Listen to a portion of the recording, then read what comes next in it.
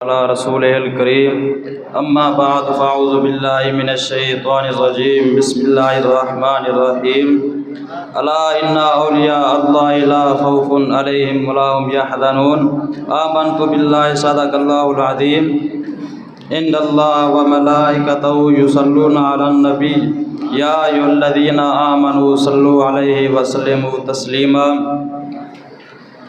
میرے معزز دوستو، ہم مکتب ساتھیوں اور اساتذہ اکرام، السلام علیکم ورحمۃ اللہ وبرکاتہ۔ آج مجھے جس موضوع پر لب کشائی کا موقع ملا ہے وہ ہے کرامات اولیاء کرام۔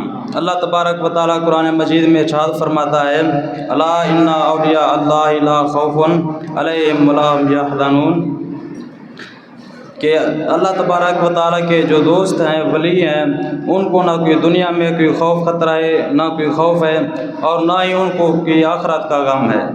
وہ دنیا میں بھی اور آخرت میں بھی کامیاب ہیں۔ حضرت مولانا حسن خان رضا فرماتے ہیں برکات قادرہ شریف میں کہ رمضان شریف کا مہینہ تھا، 26 روزے کا دن تھا اور 27 کی رات تھی۔ حضرت غوث اعظم مسجد میں موجود تھے اور ایک خادم آیا اور عرض کی کہ اے غوث اعظم، آج آپ میرے ہاں افطاری فرمائیں۔ آپ نے کہا ٹھیک ہے، میں افطاری کے ٹائم آ جاؤں گا۔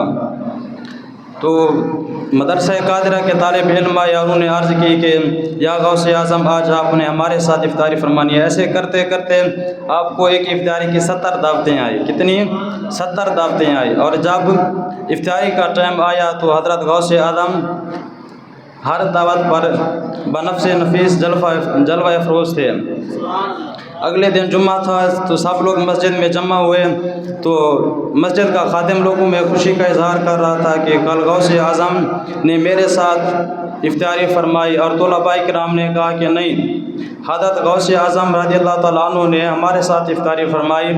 ایسے کرتے کرتے لوگوں میں بھیڑ ہو گئی، لوگ جمع ہو گئے، اور سب نے کہا کہ حضرت غوث اعظم کے پاس چل کے پوچھتے ہیں کہ آپ نے کل کہاں افطاری کی تھی۔ سب لوگ چلے حضرت غوث اعظم رضی اللہ تعالیٰ عنہ کے پاس اور آپ سے پوچھا کہ آپ نے کل افطاری کہاں فرمائی تھی۔ حضرت غوث اعظم رضی اللہ تعالیٰ عنہ نے فرمایا کہ میں جہاں پر مجھے 70 دعوتیں ملی تھیں، میں نے سب کی دعوتیں قبول فرمائی اور میں ہر دعوت پر تشریف لے گیا۔ یہ کون سی بات محال ہے؟ اگر 70 کے بجائے 70,000 دعوتیں بھی ہوتی تو حضرت غوث اعظم بنفس نفیس خود وہاں پر تشریف لے جاتے اور روزہ افطار فرماتے ہیں۔ حضرت غوث اعظم رضی اللہ تعالیٰ عنہ نے لوگوں کو ایک مثال دے کر سمجھایا، فرمایا کہ آسمان کا سورج ایک ہے، جب دوپہر کا وقت ہوتا ہے تو وہ کروڑوں جگہوں پر نظر آتا ہے، اور ہر آدمی یہ دعویٰ کرتا ہے کہ سورج میرے سر پر چمک رہا ہے۔